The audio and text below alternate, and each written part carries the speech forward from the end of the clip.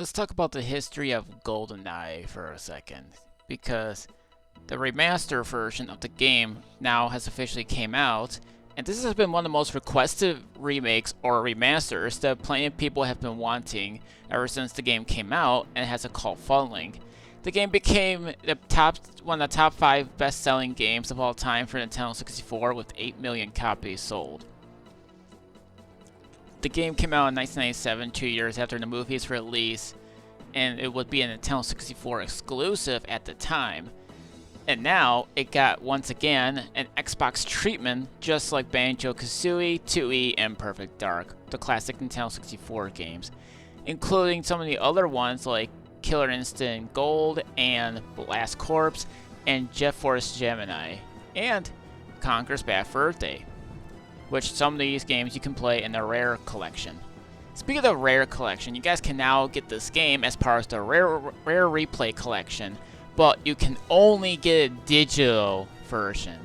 Anyone that has a physical copy cannot get this one. Don't know why, but it has been said that licenses between digital and physical are different, so that's kind of like why it wasn't included. Like I said, the game is developed by Rare and published by Nintendo, but on the Xbox sort of thing, it's been published by Xbox. But Cold Mystics actually ported the game over to the system, which actually goes in 4K resolution, but it's in 30 frames. Yeah, they've actually talked about and addressed the issues to why they couldn't even bring up 60 frames, which I don't blame them. I mean, Pico Interactive already tried to bring a 60 frames to Gluffer on PC, which you do have the option, but the problem is that the frame rate is bad when it comes to 60 frames. I don't know why this is the case, even though I've seen plenty of emulations always running in 60 frames, which makes no sense to me whatsoever. Even some games on actual hardware can run in 60 frames. I should also mention that anyone that has a Nintendo Switch Online expansion pack, you guys can also play this game online. But on the Xbox sort of thing, you have to only do it in split screen, which pretty much disappoints people. I actually heard that they'd be excited to bring it online, but the problem is it's not the developer's call, unfortunately. So, yeah, that's the bad part of it. But anyways, the game is a first-person shooter game in which, if you guys have played Time Splitters and maybe Medal of Honor, you'll probably be familiar with this, which is because this is the originator of all of that. The game is the objective-based first-person shooter game, but you go around, and everyone remembers being so action-oriented. You just go around shooting people with auto-aim and act like nothing. But I will go on to say there are 2 secret levels, but you have to beat them on a specific difficulty. Like, I mean the whole game in a specific difficulty. If you guys beat each different mission in a certain time limit, you guys can unlock cheat codes like DK mode, where all of the enemies look like Donkey Kong. And I don't mean by Donkey Kong as in the face or anything. I mean the size of Donkey Kong. I'm not making this up. But anyways, everyone also remembers this game for being one of the biggest multiplayer games out there, considering that Nintendo 64 is known as a multiplayer console, something that the PlayStation seemed to have failed to do. And I say that because they only had 2 ports, and the only way they tried to compete was to get some sort of multi-tab. But Sony didn't seem to learn from their last mistake with the PS2 of all things. But anyways, despite the PlayStation beating the Nintendo 64, Nintendo 64 did pretty well in America because of its multiplayer and some of the game libraries out there, and this is one of them. So yeah, you got your first-person shooting stuff, you got your guns, your gadgets, everything. You have to find these objectives too, and a few stages may require a time limit because, well, that's how it is. Not many stages, there's only like 2 or 3 stages that requires a time limit, but that's it. But anyway, some objectives can be confusing because you don't know where you're at and you don't know where you have to find them. But thankfully, at some occasion, you can actually see where they are because, well, at certain scenes of the opening act, they can actually tell you where it is. I should also say that dialogue in the game is text only, so you're going to have to read if you want to complete some missions. So yeah, mission objectives, everything. First person shooting, you shoot the enemies, and that's pretty much it. But there has been some criticisms that I'm sure people can find it as valid, because if you guys play on original Nintendo 64, there are some frame rate issues when it comes to certain missions. I don't know if it's just too many enemies on screen, or sometimes when an explosion happens, it can cause like a frame rate issue. And I just mean like as in there's like too many explosions. And I don't know why this is the case. And no, the expansion pack never came out during this time, in case you guys are asking. But what did come is rumble support, which is something that was new at the time, considering Star Fox 64 was a huge example of rumble pack. But this one happens to also be a good showcase in terms of rumble functionality. Look, the rumble functionality requires like, what, a few AAA batteries? Don't ask me why. But anyways, I just thought I'd mention that.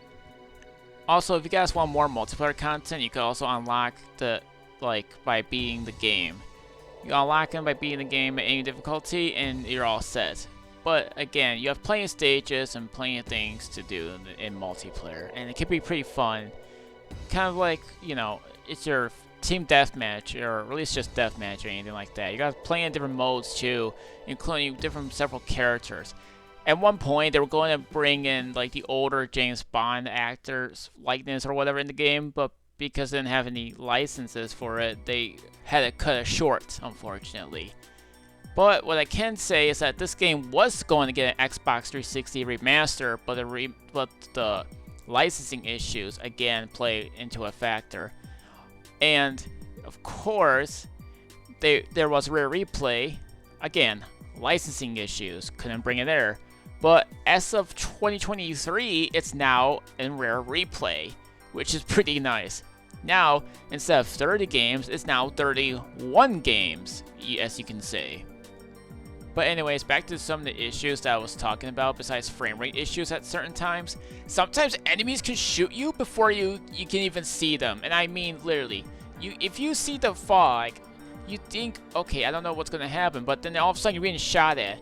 I think the biggest takeaway of enemies' positions is if you look at your gun. I say that because if you see it aiming, that means there's someone going to be right by you. Also, the problem is that hostages, and especially Natalia, can get in your face, which means if you accidentally shoot them, then you fail the mission. Well, as in like killing them or whatever. And guess what? Even some of the main characters, even if you accidentally shoot one bullet at them, they will pull a gun out of their little pocket and shoot you with one bullet and say, game's over. I did not see it coming. I accidentally shot a freaking guy by accident because I was trying to shoot an enemy, and the guy just freaking shoots me in one hit with a pistol. I should also mention this, that the difficulty side of things. If you start the agent difficulty, you have less objectives to do. But if you start on the hardest difficulty, you have more objectives to do whatsoever. But yeah, some of them can be same as normal, but it's whatever. It's like I said, difficulty aside, it's crazy. But yeah, what's crazy is that the harder difficulty, you'll have less ammo, so you have to make your shots count. But again, I think you guys will have fun with this game. If you guys are familiar with Perfect Dark, kind of like Xbox 360, probably from the remaster release, if you guys played that first, then this is exactly the same, except this came out first. But I will go on to say that Perfect Dark seems to be an improvement in terms of graphics and gameplay, thanks to the expansion pack, I think. But the 360 actually showcases the remastered controls and everything. But anyways, I want to talk about both the Switch and the Xbox ports that I've actually already played. So I want to start with Nintendo Switch for a minute and say that it can actually run in widescreen mode. I'm not making this up. If you guys are sick of those borders, just go to the in-game options. Well, you can't do it in the main menu. You have to do it in-game. So once you start a mission, go to the options, and there's a thing that says 4x3, 16x9, or anything like that. So you do that, and it actually works. But the only downside is that the main menu or anything will still be at 4x3. But that's all I'm going to say about that. But anyways, you got stereo, mono, and all of that. You can also play around with different controls as well as to what fits your category of things. And look, I used the Retro Fighters controller just from my own experience, which I think is nice. But if you guys are going to be not familiar with the Nintendo 64 controller as the original, then you're going to have to take some time to get used to it, and that's all I'm going to say about that. Because some people may not know where the Z button is. It's in the back. Yes, it's in the back. But this time, with RetroFire's controller, it's actually on the triggers. But I will go on to say that I think the RetroFire's controller is much more comfortable to play when it comes to first-person shooters. That's just me, but that's all I'm going to say about that part. But I will say that, again, the controls, you can change any controls. Like, there's plenty enough customizations for you guys to find your fitting. But if you don't have a Nintendo 64 controller and you're still looking for an original Nintendo 64 controller from Nintendo, you might not have any luck. So I recommend the Nintendo Switch RetroFire's controller for your best experience. You can even switch it to the Pro controller. So technically, it's two controllers with a button swap. But yeah, I recommend that for the time being because those Nintendo 64 controllers get sold out real quick. But yeah, I think that the Nintendo Switch version of Nintendo 64 emulation is fine. People seem to be too critical on that, saying, well, it's the controls, what's going on, why is it like this? Well, what do you expect? They emulate it on Nintendo 64. Of course it's going to be, everything's going to be original. I don't know what you guys expected. Especially that one guy I saw, he said he was disappointed in the Nintendo Switch version. Again, what did you expect? It's a literal port of an emulated Nintendo 64 game. You can't make this up. But anyways, I think the Nintendo 64 and Nintendo Switch versions are fine. But Nintendo 64 actual hardware can have frame rate issues. But there is an add-on if you play on PC that of a emulation. You put the add-on there, and you play like it's meant to be as a PC game. Plenty of people even said that this game is meant to be more of a PC game, and I can see why in terms of gameplay and that. Now the Nintendo Switch version I have played, some frame rate has been somewhat fixed, but you're not going to get anything better than that, but it's whatever. Anyways, let's talk about the Xbox version. Yeah, this one lags online, but it still has split screen and achievement support. So that's fine. So anyways, like I said before, it runs at 4K resolution, but the problem is that the HUD is not in HD. Like the ammo counter, the text, none of that is HD, and I have no idea why. Considering I've played the rare games that are in Nintendo 64, like Banjo, the two Banjo games, and Perfect Dark on Xbox 360, and they all run in pure HD. I don't understand why they didn't get that sort of treatment. Because a lot of people, this is like the most requested remake or remaster that plenty of people have been wanting, and I have no idea why they didn't even take the time and effort to do that. But I also noticed there's been some issues with the game.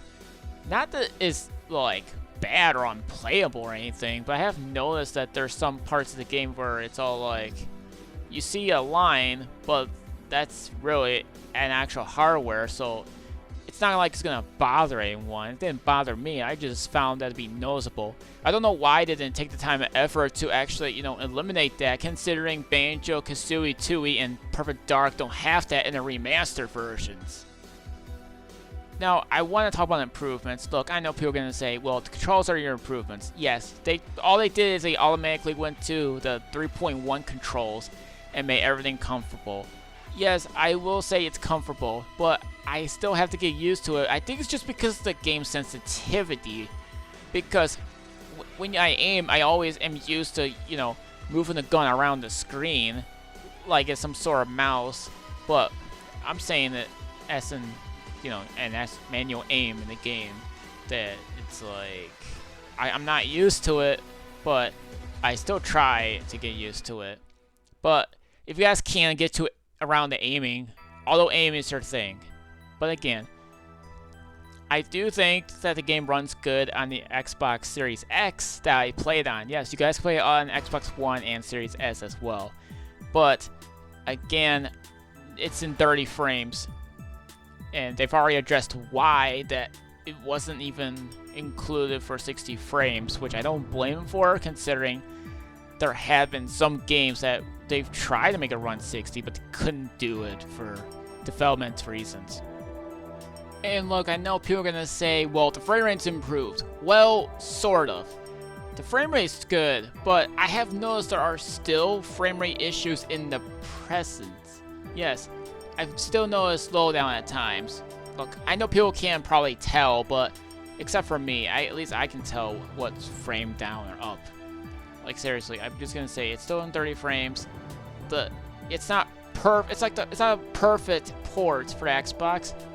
But look, this is something that everyone's been begging for, and I'm hoping that there'll be updates to, you know, fix some of the things that they kind of like messed up in the game. But I have heard that the developers are interested on bringing online multiplayer to the game, but again, it's not their call to make. But if you guys want to play the game online, then you'll have to get a Nintendo Switch expansion pack and get some friends to play with. That's all I'm gonna say about that one. But again, I think I recommend you guys the game anyways, as it's been one of the biggest requests out there for a remake or remaster. Speaking of remake, the game was remade by Eurocom with Activision, but everyone calls it the Call of Duty clone, and you can see why, and it's more of a modern day version of the original game. But yeah, that's all I'm gonna say. I think the game itself speaks for itself as to why everyone loves it. I say give it a shot and see what you guys think. So anyways, that's all I'm gonna say.